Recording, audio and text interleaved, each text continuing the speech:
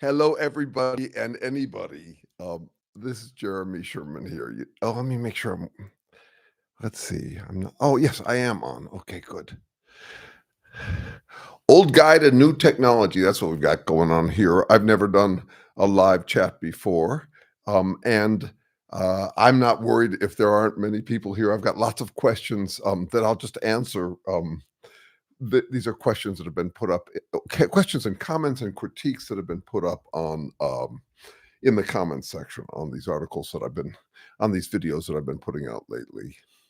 Uh, I should say that I love audience. I love having audience, but I'm also really satisfied. I remain my favorite debating partner. That is, I think with myself all the time. The first book I wrote was called "Negotiate with Yourself and Win," and that seems to be a theme in my work. So I'm happy to I'm happy to talk to myself. I do most of the day, and a lot of it is argument, though. I mean, plenty of confrontation, but plenty of joy in it. It's one of the philosophers I like is this guy named David Hume, and he said that truth emerges from disagreements among friends. And I'd say that that's what's going on for me is that I remain very good friends with myself while debating all of this stuff. And that's been kind of a theme in this work for me is to I call myself intellectually bicurious, which means that when I hear myself ambivalent or ambiguous, that is not sure how to deal with something, that's interesting to me. I enjoy catching myself and catching other people saying opposite things, saying contradictory things. I find it usually yields some kind of interesting insight. Okay, so here's what I'm going to do on the show, or whatever we call this live Q&A, and I hope it's on. I get the impression that it is. Um, I've got a top chat window here. Let me make sure this is work. Live chat, all messages are visible. There we go. Um, yeah, new to this technology. Ah, good. Glad to hear from you, Mick Dodge. Thank you. I'm an old guy. Yes, it's on. Thank you. We old guys have to stick together and help each other figure out this new technology. I have so much fun playing with it, especially YouTube is great because it teaches you how to use YouTube. You can find all sorts of videos on how to make better videos, and I work on it. Um, uh, but we'll never be able to keep up. I'm 68. I'll see how long I can keep up with the technology. There's lots of stuff I let slip by. AI is going to make it easier in many ways. Anyway, let me, while I'm waiting to see if anybody has any comments, critiques, questions, something they'd want me to address, I guess what I'll do is I'll start with a little bit of just personal background on who the heck I am and how I ended up this way, and then I'll get right into some questions. And we'll see. I might end up doing this with some frequency if there's some interest. So who am I? I'm a guy who was lucky early in life to have some freedom and advantages. I came into some money fairly young, and I was also extremely anxious. Hey, just want to let you know how much I enjoy your videos. And right, thank you, my friend David, and thank you, Dana. All right. So anyway, so I will respond to things that are commented here, especially when there are questions and comments. And otherwise, thank you for these comments. The questions and critiques, things that I can respond to. In the meantime, I ended up kind of lucky, but also in some ways, I was a real slow starter. I didn't do well in school at first. In fact, I spent 7th through 9th grade in a school that didn't require classes. It wasn't a treatment center or anything. It was what they called at the time a Summerhill school, which was a school where you were free to explore. And I found it useful. The idea was that if you let kids get bored, they will follow their noses and get interested in various things. But still, for all that, I was a very late bloomer, which is one of the reasons why I would like to remain a late wilter. I got a late start on figuring out what I was good for and what I wanted to do. And I was also very dogged by a sense of guilt at the injustices in the world. And as a result, ended up doing maybe 20, 25 years as an environmental activist, as a social change activist. 7 of those years were on the world's largest hippie commune, the place called The Farm in Tennessee. I lived there, had a great time, learned a lot, got very grounded after kind of an abstract or education. I was studying psych in school. Came out of that with a wife and 1 child.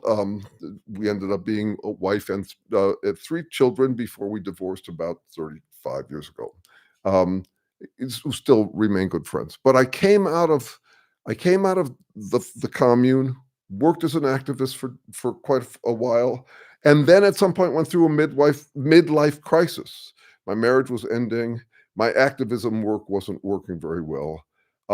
The kind of new age spiritual hippie Zen Buddhist ideas that I had been uh, thriving on until that time stopped working for me. And so during that midlife crisis, I realized I needed to change my perspective. Oh, and also my firstborn was turning out to be very troubled, and I didn't know what to do about the trouble he was getting into. I tried lots of different things. Anyway, um, around that time, I met this guy, Terrence Deacon, who I've been collaborating with for now close to 30 years. Lucked into his company. He was, at the time, a Harvard neuroscientist working on explaining the evolution of language. And ever since, we've been working on explaining the emergence, you'd have to call it emergence, of selves and trying what it is to be a living being in a universe which is otherwise comprised of nothing but chemistry that's not trying to do anything. That work guides all of my other work. Okay, so that's a little background. While I've been presenting that, such as it is, there's been some few comments, so I'm going to take a look and see what I've got here. Um, this is just it's so sweet. It's so sweet to hear this stuff. I gotta tell you, I've been putting out videos for a long time and mostly to modest response. I also been blogging for years. It's all labor of love for me. I mean, it's really it's the it's a scientific counterpart to what for other people would be a spiritual practice. I mean, I'm trying really hard to study what I really am and to live it so I don't have to prepare for these videos. I'm putting out what I actually live and breathe. It's in my bones as much as possible. All that work on the origins of life, all that work on, you could say, moral philosophy, how to not be an asshole. It's not an abstract thing for me. It's not an academic pursuit. It is. I write academic articles, but I'm trying to live this stuff. And so it turns out to be a windfall that there's now some interest in this work because I find that actually people are not necessarily we claim to want to know what we are, but I can see lots of reasons why we would be very ambivalent about knowing what we really are. I've coined the term autophobic agnosticism for something I find prevalent even in the sciences. Autophobic means fear of self-knowledge. What if we actually found out what we really are, like in physical, real terms, and it was disappointing, it was confining, it dashed hopes. In a way, we have to grant each other room to identify, to self-identify, however we need to in order to motivate what we're doing. So, for example, if I've got a buddy who says, "Hey, I just found my God-given calling, it's to do X," I gotta cut him some slack. I gotta give him some room. That's not something he's saying from a place of trying to really understand what he what he is. He's saying he's got a motivating self-impression. And I have a motivating self-impression. I think we all do. So there's something we're deeply ambivalent about knowing who we are. I just want the truth about who I am, and it damn well better be flattering. That's the kind of ambivalence that runs a lot of what goes on in us. So I never expected a large audience for what I'm doing because I'm trying to be more brutally honest about what we are without being cynical or negative or any of that. That's its own form of flattery. Um, anyway, so let me see what I've got here. As you can tell, I don't mind talking. Let's see. I have a question about how to handle my dad. He doesn't believe any source of information I share, so I try to say I don't want to talk anymore about politics. He went into a 3-hour rage. Oh, let's see if I can actually pin this thing. Um, Pin message. I was told. Okay, I'm apparently not doing this correctly, but anyway, here's a general response to this kind of question. First of all, my heart goes out to you. It's so hard. I would say that what you're dealing with is a manifestation of something that's really hard.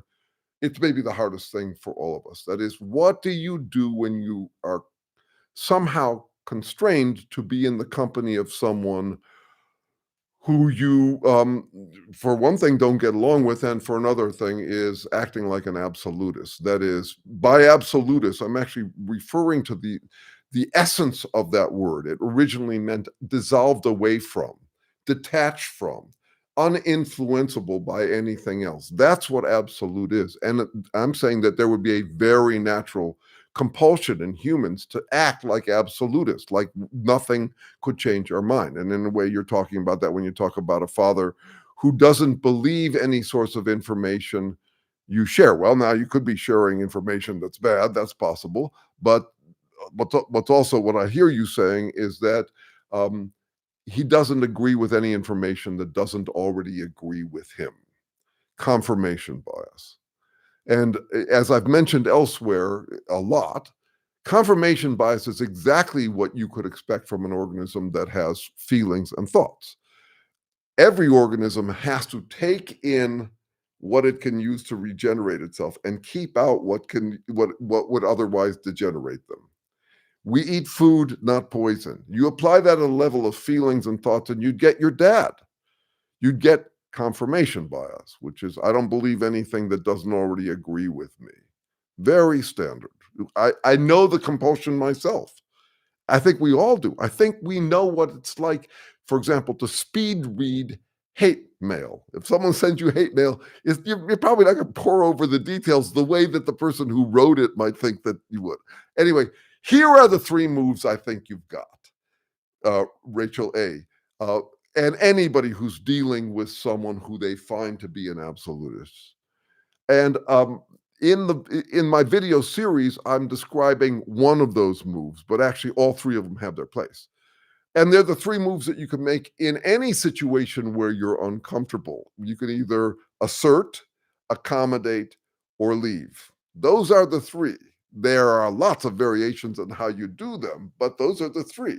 You can either push to try to change your dad, you can humor your dad or accommodate him, or agree with him or whatever, give in to him. And you can also take psychic space or more. You can actually not talk to him. I think it's useful to floodlight those 3 and then and to recognize also that they all have their place. Every one of them can fail or succeed as a way to bring you more peace of mind, to get your mind back from whatever you're dealing with your dad. Um, but uh, but those are the 3, and you got to mix and match them, knowing that you're trying out different things that might work to bring you the peace of mind. Only lately have I noticed that my friendships tend to take on, this is different from your father's situation, but my friendships tend to go through 3 phases. The first phase is a kind of, you could say, in a romantic sense, a romantic intuition that there's a lot of compatibility, that we really have a lot in common. So this would be where you get that urge to surge, to merge, that, for example, you see in couples where they think that they've met their true match, someone who they honestly feel great kindness towards, and they just kind of merge on the assumption that they are meant for each other. Now, this is a big one for me because and I'm not talking about in romantic circles, though that too. It's that I keep on mistaking people for being on the same page as me when they're not.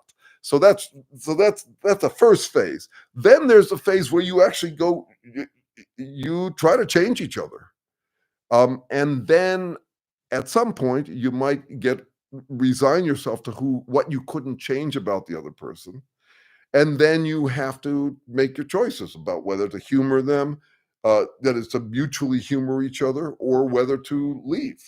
Um, So it is worth going through a whole campaign of trying to change each other. I know that line about how you can't change anybody, you can only change your attitude. I think it's half true. I'll buy that line as long as you also include with it its paired opposite, which is you can't help but change people. So I'm very interested in these questions about where to, you can say selective interaction, where to say, okay, I'm going to put space between me and you, because live is easy when you don't have to live with each other's influences, and then where you're going to do the give and take of trying to duke it out, try to see if you can get someplace more fun, greater compatibility. I would also say that for me, what's huge in all relationships is compatibility in how you negotiate the incompatibilities. If you don't have that, you're really going to have a challenge. So, what I do in my consulting work is I work with someone who's got a problem like the father issue that you just described, and we try to tailor it to the situation. That is, we look at those three options I just mentioned: assert, accommodate, um, take space or distance, and we try out different ideas about what will the upsides and downsides, which bets to place. But there are no surefire bets about that. You can have major backfiring if you assert, if you accommodate, or if you leave. And I live with those kind of things. Let's see. Okay, I'll try to take shorter. It's delightful to have you all here. Thank you for showing up. Let's see. I think you are inspired by Ernest Becker's denial of death. Did you say that? Uh, uh, Thank you. Okay. Yes, I am definitely inspired by Becker's denial of death. This is Eric Robinson writing here. I'll figure out how to pin this stuff when I grow up. Let me see. Hold on a second. I can pin the message and then unpin it, I think is what I'll do. Okay. So this is a question I'm dealing with. Yes. In fact, they were kind of inspired by us too. I got to speak as a keynote at one of the Becker conferences because I work with this guy, Terrence Deacon. And Terrence Deacon is a guy who has explained um, I I think better than anybody else how we evolved language, um, and also how it makes us radically different from other organisms. So, for example, the whole denial of death thing is based on this recognition that humans are an unusual species, an exceptional species, because we can foresee our own deaths in detail. We know that we're going to die. Um, and it puts us in an interesting position. I do a lot of meditating on death. Nothing formal. I just find it fascinating. Uh, and I've written a song you can find on YouTube called "I'm Sure Gonna Miss Me When I'm Gone." Uh, I wrote a song that's also up there called "Downhill from Here." So I'm fascinated by all of that stuff. And I would say that the question driving a lot of spirituality, if not all of it, and religious thought, and kind of all of what we do, is how do you throw all into life knowing you're going to be thrown out? How do you invest knowing you're going to have to divest? And while Becker focuses on that as the one big death that we all foresee coming, um, I'm interested in the little deaths all day long, how twitchy we can get because we're exposed to some daily disappointment, some setback that reminds us that we're in trouble. Now, I was never a religious guy, but I did find that I manifested all of Becker's stuff about, an immortality project. He says is how we compensate for the fact that we're going to die. So my immortality, that is, if you prime people on the fact that they're going to die, they usually dig in their heels on some values or something that they rely on as the eternal thing that will keep them alive somehow. So a standard example would be any of the religions that say, if you believe us, this is our doctrine is the eternal doctrine, and if you buy it, you will live eternally. That would be, Christianity and all that. For me, it was romantic relationships, sex, love, romance, and dating. And the parallels between monogamy and monotheism are fascinating. Black gospel music turns into R&B, monogamy as monotheism, sex as a kind of prayer. There are all sorts of interesting parallels. And for a long time in my life, when I fell in love, it felt like I was being granted eternal life. And when we broke up, it felt like I was being sentenced to death. So yes, I find the Becker arguments very deep and very compelling, and one of the reasons why I say that humans are an exceptionally anxious species. We've got language. It just throws us into the way I describe it is that we're trudging through uh, a mojo eroding sandstorm. All the possibilities that we can foresee that no other critter can. Okay, let's see. Thank you, thank you, thank you. Wow, so nice. Let's see. My channel's there you go. Good. There you go. Music. I play music too. It's not my immortality project, but boy, is it fun. I did at one point make a t-shirt that says sex is music for non-musicians. That is the sensual pleasure you can get out of music is it's quite delightful. Okay. Importance of being compatible in how you deal with things. Yeah, makes sense. Good. Thank you. Let's see. How do I get questions? Um, Let's see. How do I get to questions? Maybe if you've got a question or a comment that you want me to address or critique, any of that, um, in caps, say question or critique so I can get right to it. Okay. Um, let's see. Do I have any? Here's a question. Do I have any influence from George Lakoff? Yes and no. I've had dinner with him. I've had arguments with him. Uh, I found his early work very important. Um, I find his general theme a little too postmodern for me. So here's what I would say about that. He talks as though um, our intuitions are where we, for example, we use topological or geometric metaphors in our everyday life. He seems to suggest, for example, that the idea of forks in the road as a model for decision making is based on the fact that we deal with geometric forks in the road, and therefore that it's not realistic. That it's so he's making an argument similar to what Kant is, the philosopher Kant was making, which was you can't know um, reality directly, and therefore you should just be kind of sort of more agnostic about what reality is because there's no association between reality and the framings that we impose on reality. Well, I'm not there. I wouldn't be here as a living being 3.8 billion years after the origins of living beings if there weren't some parallels to be that that is adaptations, how adaptations spread and proliferate and extrapolate. So I can talk about a fork in the road as a decision making process. Uh, it, I just don't buy his sense of skepticism that that has any grounding in reality. In the meantime, the political stuff is interesting. Yeah, I don't buy his argument that there are two kinds of parents, and I found it fascinating to actually deal with them one on one. It was dinner with me and a buddy, and him and his wife, Lakoff and his wife. For a guy who promotes the liberal fathering style, he really swears by it. He was more dictatorial in that meal than almost anybody I remember. I mean, the quantity of times when I said something and he simply responded with "no," that was his first word, "no," um, it was amusing to me. And I also think it's not as simple when we talk about the etiology. How does someone become an asshole? I don't think it's simple. I don't think it's obvious. I think the closest you can get to saying something simple about it is it's nice if you can be an asshole. It's lucky if you can be an asshole. That's playing God is way easier than being human if you can get away with it. So yes, some people become assholes because they are deprived and had a chip on the shoulder and end up with PTSD and all of that. Some people become assholes because they were spoiled early on and they're just maintaining themselves to the manner to which they're accustomed. Some people are assholes because they can get away with it, which is why so much of my work is on how to disappoint assholes. How to, first of all, tons of work. Most of my work is on how do you diagnose them. How do you know whether you're dealing with an asshole? Major problem. People sometimes introduce me on a podcast as an expert on assholes.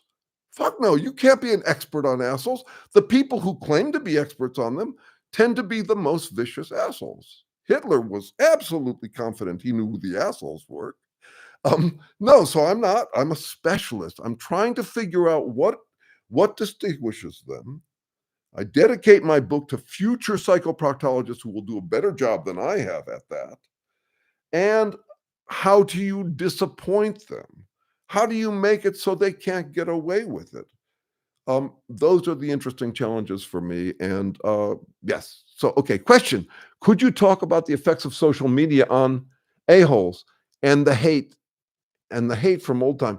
Um, Great. So obviously, social media has become this, it has amplified or liberated us to play out what we really what's going on in us. It certainly amplifies it, but it doesn't amplify in a vacuum. It amplifies stuff that would be major appetites for us anyway. So I have some friends who talk about social media as if it's a fall from grace.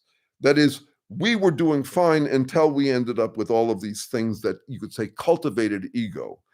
I have friends who say the same thing about Western individualism or about capitalism. My approach is somewhat different. I assume that these are appetites. What we're seeing manifested in social media are appetites that all organisms would have if they had the way to express them. That is, I assume that any animal would want to feel perfectly free and perfectly safe if they have the ways to justify, to rationalize it the way we would do with words. Every organism would want to be safe and free.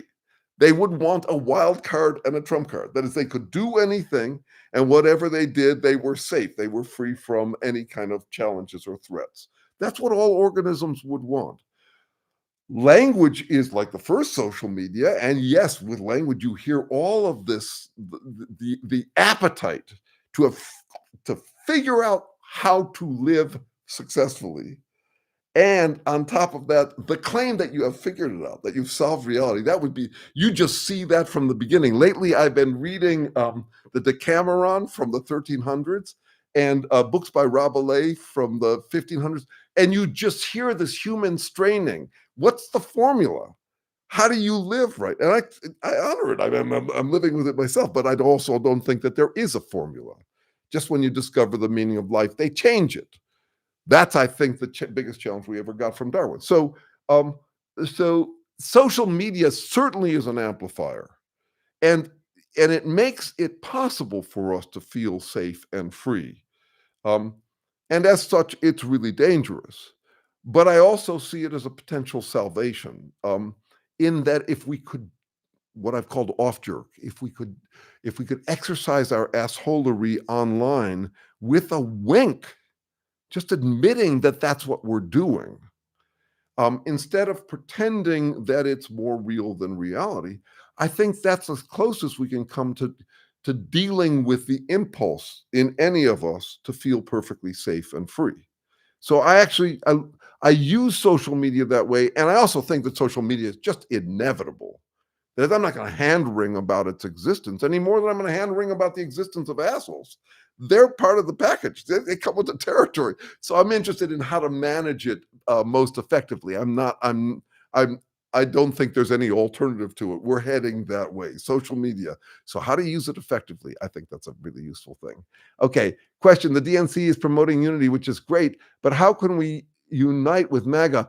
I love this question. I want to deal with an aspect of it. I am loving what's happening in the DNC. What a relief. I'm also grateful that we're having a clean referendum on which America we want. That is, without the distractions of Biden's age or any of that other stuff. We're getting a nice, clean referendum. So there's that. But you're dealing with a question that I think is really important. The way it's looked to me lately is that I'm noticing, of course, that everybody is selling freedom. That is, that they're claiming that they want freedom. Okay, so what, if the RNC or GOP or Trumplicans are crying freedom like they're Mel Gibson and Braveheart, and we're crying freedom, what, if anything, is the difference? First of all, I would say that we don't want just freedom. No one wants just freedom. We don't want free fall.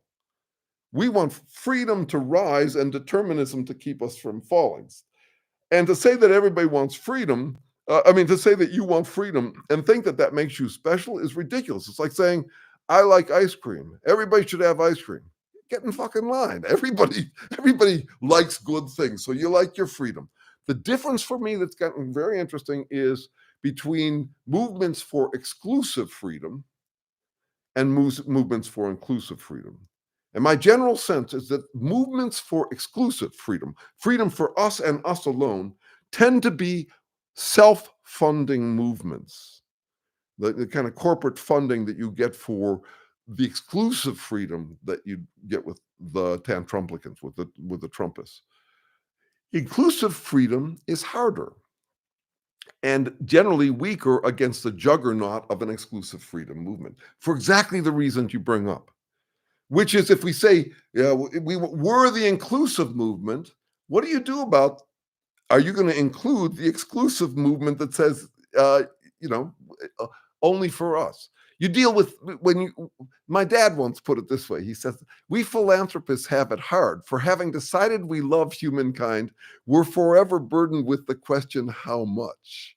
And you hear it in paradoxes. These are deep for me, the moral paradoxes. I don't think there are moral principles, but be intolerant of intolerance is an example of the kind of bind we're in. The DNC is in, for example, when it's deciding whether or not we should, whether we should wrap our hands around the people who demand that we do, and only them.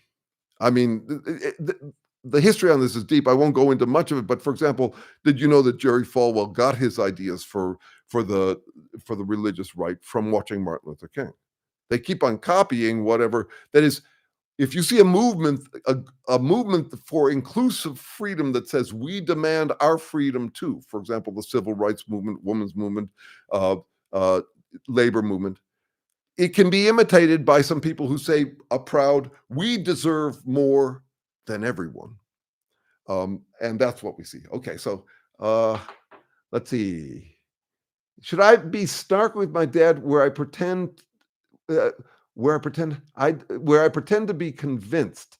I don't know if he would get huffy and storm off or rage. Sometimes I don't have the option to leave, so I need to disengage. Sorry, this is Rachel again. So I want to be fair, but I'll just say these are the kinds of issues you need to detail out. There's not a rule. That you got those three options. So yeah, because snarky is kind of asserting while also accommodating. Those are things that have to be tailored by trial and error. You try out different things with your dad and see what you can do. Let me see what I've got here. Not sure how to word this. This is from Keith X.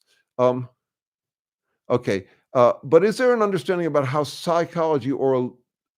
about the psychology or a labor to research people who constantly complain and nothing measures up to their fictional past? So let's see. But is there an understanding about? So I think that's my topic in a way. It's a fundamental human condition we're all dealing with, and so the question becomes, how do you deal with it, and where do you draw a line where dealing with it becomes maladaptive, inappropriate, something like that. But let me broaden your question a little bit. Nothing measures up to their fictional past. I would say it's more than that. It's that with language we can idealize, we can imagine anything. We can imagine infinity, even though infinity doesn't exist.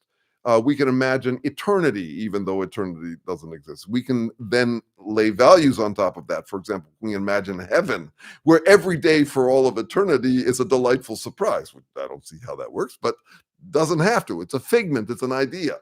So everything doesn't measure up. That is, no matter how long and rich your life is, it's not going to actually measure up to the ideal you can imagine, which was living in your prime for eternity, right? So that's just the human condition. We're all dealing with that. But there is a version of it which we talk about it as Karens. And Tucker Carlson is just a magnificent Karen. I mean, couldn't get better. So it's not a female thing, but it's just this sense that the universe isn't meeting our standards, and someone ought to fucking do something about it. And I demand to talk to the manager, which is also especially funny when you get it from Christian nationalists, because they're supposed to be the ones who are accepting God's creation, and yet they're whining about it. Including the whining about the presence of other people who don't accept their version of God's creation. Anyway, uh, so I'm really interested in that, but I would say in general, I am biased against by now this taxonomy stuff we do in psychology. It's impressionistic. It's so we name different species of maladaptation, some of them with a moral overlay, and we don't get around to explaining why we'd be like this.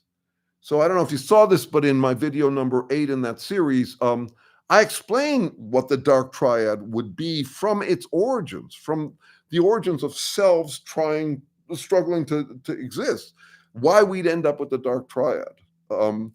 That approach is more interesting to me than the labeling thing. And part of this is actually going to be a topic in the next series I'm working on irony. There's, as soon as you label something, that label becomes weaponizable. I noticed this years ago. See, I've coined over 2,000 terms for things that ought to be in our psychobabble but aren't. I mean, I can't find the word for it, so I end up coining a term for it. That's part of my whole word of the day thing that I've been putting out for a while, called Name It to Tame It. At the same time, I'm noticing, why the hell don't we have words for this? This pattern that keeps on showing up in human behavior. My answer is actually to name it is to tame it in two senses. One is, if I come up with a term like projecting, he's projecting, then it helps me tame it. But he can use it against me too. These things are double-edged. So, for example, if a wife suspects a cheating husband of cheating and accuses him of it, this cheating husband can say, "You're projecting." So this language stuff is really problematic. As soon as you've got a term like narcissist out there, everybody's calling everybody a narcissist. I mean, I've written over 1,000 blog articles for Psychology Today under the title Ambigamy, Insights for the Deeply Romantic and Deeply Skeptical. I swear the most popular articles on Psychology Today are how to diagnose your ex as a narcissist. Perfectly natural. This is what happens when we come up with this language stuff. Anyway, okay. Let's see.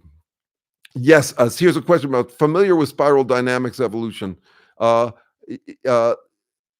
Yes. All right. So there's a question about spiral dynamics. I was an admirer of that work early on. I'm now having trouble with that kind of work, and I'm trying to figure out how to explain it. I think that so you get it a piece of it here when you say there are me people and there are we people. No, there are some people who are all about me, but I don't think the alternative to egomania is egolessness, just about we. No, that doesn't make any sense to me at all. We are, you could say, me ambivalent. We are we adjacent. We are people who have active consciences and wonder whether we are being too selfish or not selfish enough. We're all so, but yes, you could say that there are some me people, but this idea that there's some kind of inevitable progress towards a higher state, I think, is a lure for me people. We've talked, there's lots of versions of this, spiritual materialism, et cetera, et cetera. But if you're going to come up with a cosmology that says this is the way to climb and this is the way to fall. I was in on a small conference yesterday with Brandy Lee, who was one of the first psychiatrists to come out against Trump. I heard the same thing from her. It's like, if you're developed, if you have the right childhood, you'll come out right. I'm much more interested in the clusterfuck of being us. I'm much more interested in the tensions we're all dealing with. I find that I suffer bouts of indigestion where others have pat answers and I have got a question. I'm much more interested in keeping the questions alive. It's why I have a resistance to the formulas. And there are some, I get them in the comments. Someone says, well, you're making this way too complicated. Here's how it works. And they give me a formula. I find that the formulas even the formulas that are designed to address the problems that I'm addressing, end up becoming the next version of the problem. My watchwords for this is this: if you think you are part of this, if you think you are the solution, you are the problem. Those people who assume that they've taken the red pill have definitely taken the blue pill. So I'm trying to keep alive, and this is going to be what this whole new series is going to be about. I'm trying to keep alive that the bedrock keeps pulling the rug out from under itself. I'm trying to keep alive the awareness of the tensions that we're all really dealing with, and not to get cynical, not to get negative, not to get proudly maudlin about it. What I'm trying to do is try to understand what we're really dealing with, and not make this move where we assume, okay, here's the path, here's the express train that'll take me to peace of mind. I'm trying to live with the lack of peace of mind. I'm trying to minimize the discomfort of mind, but I'm trying to live with the lack of peace of mind that comes with living. So, for example, I've said, if you, my best guess, my idealization of equanimity is being equally anxious about opposite possibilities. For example, that I'm too assertive or not assertive enough for the situation. That's equanimity for me. To be worried about falling off the road on either side of it at the same time, that's equanimity. It's not some kind of notch place where I found the formula, I'm on the track, I've been express trained. So in general, that's an issue. Okay, here, let's see. I'm going to look. Question: are there three clusters of personality traits useful? Are the three clusters of personality traits? I'm not I'm not sure which three you're talking about. Um, I'm not sure. So feel free to flesh that one out. Let me see what else we've got here. By the way, thank you guys. Thank you for being here. It's what fun. Let's see. Let's see. I'm looking back a little bit to see if anything else is here. Um, let's see. Critical note. Okay, so here's another from Rachel. Let's see. Are there, and let's see. You're the man. I'm a man. Thank you, Ricky. Let's see. A critique note. Your advice is extremely validated. Just want to say there's a limited number of characters someone can use in a single combination. Oh, but thank you for. Oh, there we go. Okay, here we go. What are my favorite bands and musicians? Um, okay, so one thing is these days, it's been years now. I play music and I mostly speed listen to books. I don't actually listen to that much music anymore unless I'm trying to learn it. Um, I've been playing in I've been playing, you could say, uh, it's soul, funk, world, jazz, blues to some extent, Latin. I'm somehow drawn to that kind of music. I got a lot of classical music imposed on me young, and for a while thought I should become a professional bassoonist, orchestral bassoonist. That would have been a very bad choice for me. But I ended up drawn to music that's got booty. And so some of my most important influences in terms of phrasing, Louis Armstrong's early vocals knocked me out. Um, I listened to a lot of John Scofield, the whole Corey Wang and uh, um, what is it called? This new funky music, bands like Dirty Loops, all that moves me. I saw Mono Neon the other night here in Berkeley. Um, and I end up singing pop tunes that I love. So, for example, in the last couple of weeks, I've learned to "Pass It On" by Bob Marley and the Wailers. They were really important to me, especially on the commune. Um, I've been a stoner. I don't tend to drink alcohol except on gigs. I'm a sativa boy. I love that stuff. I do it in the evening. I don't during the daytime, and I find it useful. Um, so the Bob Marley was an influence. So I learned Bob Marley's "Pass It On," uh, Bob Dylan's "Man and Me," Cyndi Lauper's "Time After Time," uh, uh, Faith. by what's his name? Gotta Have Faith. George,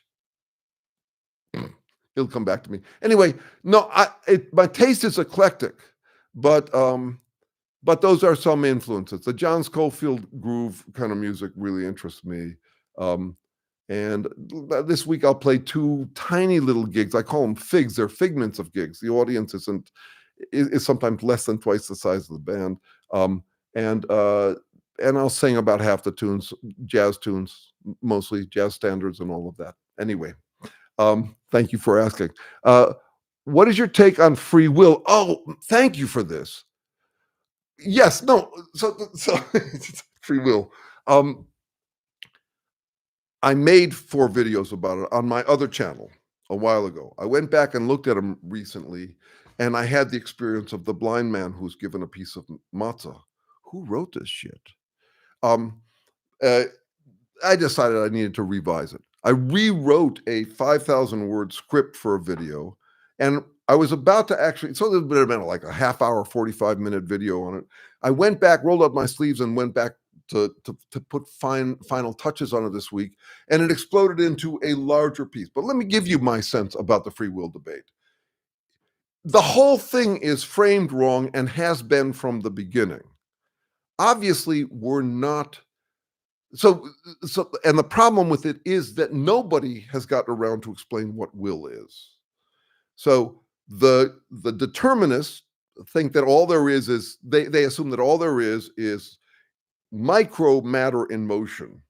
Billiard ball, since this billiard ball contacts this one, and has a predictable outcome, and the entire universe is determined. Since we look inside of us and we can't find anything but matter in motion, abiding by the laws of physics, therefore there is no will.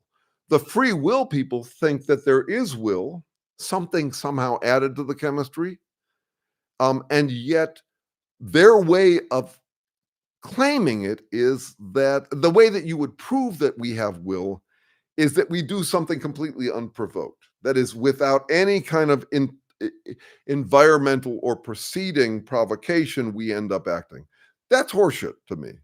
So what do I have? I'm not omnipotent. That is, I can't act completely independent of all external forces. I'm actually trying to interpret external forces. Nor am I impotent, like the determinists would say, like I'm just, molecules being crashed around on a seat. That is not, I'm neither. I'm somnipotent. I have some power. We call it agency. And what is that power? That's what they don't get around to explaining. What is willpower? And I swear I'm among the few social scientists in the world who actually have a physical explanation for what willpower is. It's not energy. It's not what you had for breakfast. It's how you channel that energy into the work that works to keep you capable of channeling energy. I consider myself a constraint, you could say a limitation, a channeling that channels energy, breakfast, into, of all the things it could do, into the work that regenerates my ability to channel that energy. And when I die, that'll be gone. What'll be gone is my capacity to constrain energy. The energy will still be there. You can burn me in a crematorium. It generates some heat, but it's not focused. So what we don't have in that whole debate about free will is an attempt to explain what the hell we really have, and then draw our conclusions. I've been having some really interesting conversations in the last couple of days with some fairly high-level academics who got into this free will question. And it's just hard to get them to stop saying, yes, no, do we have it, do we not? And making some logical, abstract argument around it and say, wait, let's start by explaining will, and will from the ground up, from physical chemistry. How did the simplest possible organism ever emerge from it with the will to live, with the power to try to struggle for its own existence? If you want a real answer to that question, instead of just enjoying the debate back and forth and the fads that rise and fall in it, you'd have to start there. And yet we almost never hear anybody in the free will debate discussing origins of life. It doesn't even come up because we're still interested in, does a human have consciousness and free will? The way my research colleague, my mentor and colleague, Terrence Deacon, you should look this guy up, talks about it is that to start at the level of consciousness or free will for human beings is like trying to understand what hair is starting with porcupine quills. Yeah, they're hair. They're highly specialized and highly evolved. If you really want to understand hair, you'd have to explain it from its emergent origins, how it ever came about in the first place. Thank you. You've got to have faith, George Michael. I end up liking the song. I recently learned Gentle on My Mind by Glenn Campbell. I am showing my age, but I should say that back then those songs seemed hokey to me, and now I listen to them and they're very cool. Let's see. Uh, Ricky Parma was a classical bassoonist for the past 20 years. Wild. Okay, I studied with Walter Green in San Francisco. It wouldn't have been a good career for me. I'm not. My coordination isn't great. Bass is the right instrument for me. I try to play fast, but anyway, informed consent is basically what I mean by free will. Okay, actually, let me just comment on this for a second. What I think I've got is interpretive will. What I think a self is it's I have to explain selves in terms of physical work. That is, there's lots of inanimate physical work in the world, and then there's this physical work we call effort, and I have to explain that. So I think of it as work that works to keep a chemical system working in its workplace. So work that works is effort that functions to keep the capacity to produce effort that functions, that is a self, working in its workspace. That's interpretation. What's often missing from the free will debate is the difference between cause and effect and means to ends interpretation. A stop sign doesn't cause me to stop unless I crash into it. I stop at it because I interpret it as about traffic for my well-being. It's given that I have goals, I interpret it. So if you're not paying attention to this difference between cause and effect and interpretation, and by the way, I would say that Lakoff doesn't pay attention to that difference. I mean, in a way he does, and in a way he doesn't. In a way he does because he's saying, look, we think of means to ends behavior as cause and effect, but then he keeps some kind of, I won't go into that. The point is, interpretation is radically different. It's done only by organisms. You're responding to your environment for yourself as a beneficiary. That is, you're trying to stay alive. You're responding to something in your environment. And if you interpret a stop sign as a reason to stop, there's lots of variety in how you would stop. And those varieties make a difference. That is, you can be a little too far over. You could stop when, in fact, a car behind you is going to crash into you and kill you for having stopped. This is the irony of life. That is, there are ironic situations where you do the right thing and it comes out wrong, or the wrong thing and it comes out right. Okay, let's see. I think all right, let's see where we go. Let's see, here we go. What's 5 books you think everyone should read or listen to, since you said you specific? Okay, this is a great question, and I'm gonna have to think about how. I do tend to get a little romantic about whatever I'm reading in the moment. Actually, let me think. I mean, I'm just trying to. I mean, I'm having so much fun this week with this wild book. I wouldn't recommend it for everybody, but it's by Rabelais. It's called Gargantua and Pantagruel. It's a story of some giants. It's from the 1550s, and he's playing with irony. But let me see. I mean, I got to get back to you on this about which 5 books. If you get a chance, email me. It's just js@jeremysherman.com. I want to give you a good answer, and I think they've leapt out of my mind. I think also they've leapt out of my mind because I'd want to know what you, what draws you, what interests you, Cade Campbell, so I could figure out which ones really fit, because there's lots. Let's see. Okay, Dana Power says true strength is kindness, brother. I hear a lot of that stuff. I know how resonant it is for us to hear such stuff. But I'm more troubled than that. I actually don't think it's as simple as that. I find quotes these days where people say, where you get some luminary, some public intellectual from the past who says, "Well, at the end of my life, by the end of my life, I realized that kindness was the answer." Okay, so we got these really positively loaded words. We got kindness, care, love, accommodation, no, love, empathy, compassion. We got these positive terms. Um, and they are what I'm talking about in this last video. That is, they are highly loaded. They're positive. They sound hella good.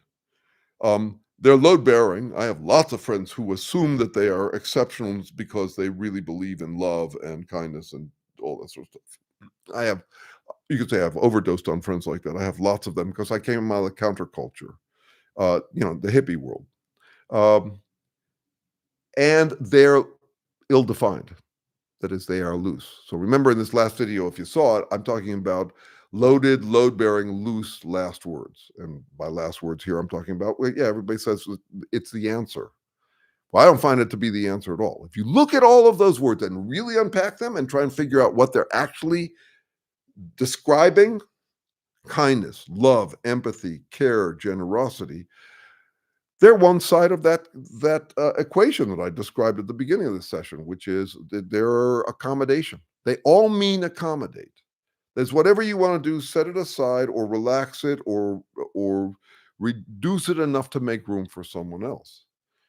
Well, I will agree with Dana when he says that true strength is kindness in this sense, only in the sense. The stronger you are, the more you can afford to accommodate others. That is, uh, in a way, the more generous you can afford to be if you're safe and rich and free. Um, it's interesting that that's not most people's response to being safe and rich and free is that they become less generous because they're not, no one can get to them to challenge them to be more generous. That is, it becomes a great buffer. But other than that, I want to say, I do not believe in the golden rule. I believe it's actually a paradox. I think the golden rule is dangerous. It's a useful nudge in a way to be more accommodating, but it's dangerous for the same reason that launching the word projection is dangerous. After all, if I'm a bully and I want to get you to accommodate me more, I can tug at you with the golden rule. You should accommodate me. I don't think it's a rule. I don't think it resolves anything. I don't think accommodation or love are the answer or kindness are the answer. I think they're the question. Trying to figure out what to love and what to push back on, what to disaccommodate. The way I frame it up is hard left, hard right, hard center, hard choices. Hard left is love is the answer, kindness is the answer. And then you get burnt. So you say, no, hard right is the answer, toughness is the answer. Because you got burnt. You accommodated someone you shouldn't accommodate. And then you get burnt by being too tough. And then you go to, well, no, tough love is the answer. And then you realize, no, it's not. It's the question. How tough and how loving to be in the particular situation, which gets right back to what I was talking about earlier, which is my equanimity comes from being equally anxious that I've been too assertive or not assertive enough for the situation. Tough love is the question.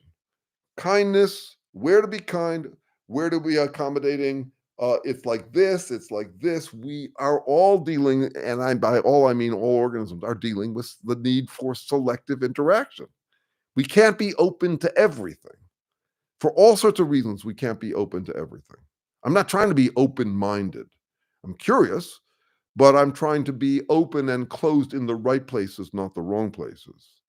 As one newspaper publisher described it, I want to keep an open mind, but I don't want my brains to spill out. And that's true, I think, of all of life. Okay. All right, good. Oh, sorry, I'm Dana. I'm sorry. It didn't seem like I know a little bit from Dana. Yeah, you were responding to yes. Good. Okay. Niceness is another one of those words. Be nice means accommodate, and so accommodate everyone doesn't work. Accommodate me, that's what most people mean when they say be nice. Hey, be nice. I have coined the term narcissism for the narcissism of saying that's not nice to anybody who disappoints you. Wow. I'm on a roll, but I won't continue to roll. This we've done an hour. You know what's going to happen? This was so much fun. I don't know if you'll come back for more, but this was great fun for me. And I would love to figure out a way to do it where we could actually have correspondence in both directions. That is where you could get on the screen. So at some point I might turn this into something not on YouTube, or I might even figure out how to use YouTube that way, though I think it's probably impossible. But something closer to a Zoom conversation. And in the meantime, a couple of things before I cut loose for the day. Feel free to email me or put up some notes here about better times for this. I don't know. The Saturday at noon was I pulled that out of my butt. I have no idea whether it's a good time for anybody. Could well be bad. And then if you have some jerk you're dealing with in your life, yeah, I got my book and I've got my videos and all of that, but I do offer the service. It's $200 an hour, but sliding scale. I have some clients who pay more and some who pay less. But what we would do is we would simply we would assess your situation in some detail and try to figure out what to try next to get your mind back. So there's that. And then just a quick note that I am going to be, I committed myself yesterday to this whole new series on irony, and just irony down to the bones and down to the ground. That is, I think irony is built right into um, the the universe, even, but certainly into life. That is, there's recursion, there are paradoxes. So I'm not talking. I mean, I am talking about ironic senses of humor and all of that, but it's way deeper than that. It's what you could call philosophical irony. It's about dealing with the fact that no matter how hard you chase the truth, it will never catch you. That you will waste your whole life learning things you now already know. Um, that the bedrock keeps pulling the rug out from under itself. It'll deal with the fact that no matter what solution you come up with, whatever ideology or formula you have for living an honest, decent life, that thing, as soon as it becomes legitimized, is easily employed by evil in order to um, undermine the very intent of the thing.